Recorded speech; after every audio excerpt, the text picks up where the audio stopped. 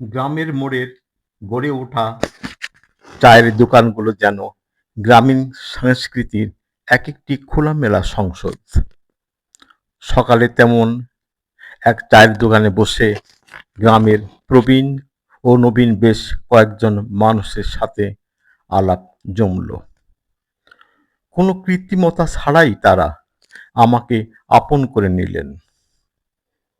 আলোচনায় উঠে এলো তাদের প্রত্যেক জীবনের টুকরো টুকরো গল্প। প্রযুক্তির ছোঁয়া এখন গ্রামও পৌঁছেছে, তরুণদের হাতে স্মার্টফোন এসেছে, কিন্তু আড্ডার সেই চিরচেনা আন্তরিকতা এখন হারিয়ে যায়নি। একে অপরের বিপদে আপদে পাশে দাঁড়ানো যে গ্রামের ঐতিহ্য, তা এই আড্ডাগুলোর প্রতিটি কথাতেই সুস্পষ্ট ফুটে উঠেছিল। মানুষগুলোর সাথে কিছুক্ষণ বসে একটা বিষয় দারুণভাবে উপলব্ধি করা গেল। তাদের চাহিদাও মাটির মতোই সরল। শহরের মতো বিলাসী জীবনের মোহ তাদের নেই। দিন শেষে সুখে শান্তিতে দুমুঠো ভাত আর পরিবারের সবার মুখে হাসি দেখাতে পাওয়াটাই তাদের জীবনের মূল সার্থকতা।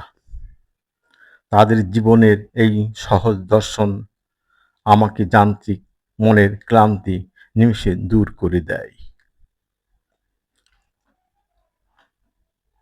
গ্রামীণ মানুষের সাথে কাটানো এই সংক্ষিপ্ত সময় কেবল কিছু আলাপ ও আলোচনায় ছিল না, বরং এটি ছিল মাটির গভীরে লুকিয়ে থাকা জীবনের স্পন্দনকে অনুভব করা।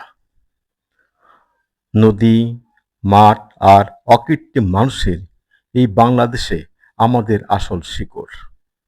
মাটি ও মানুষের এই মেলবন্ধন যত অটুট থাকবে, এদেশের সংস্কৃতি আর ঐতিহ্যর ভিত্তি ততই মজবুত থাকে।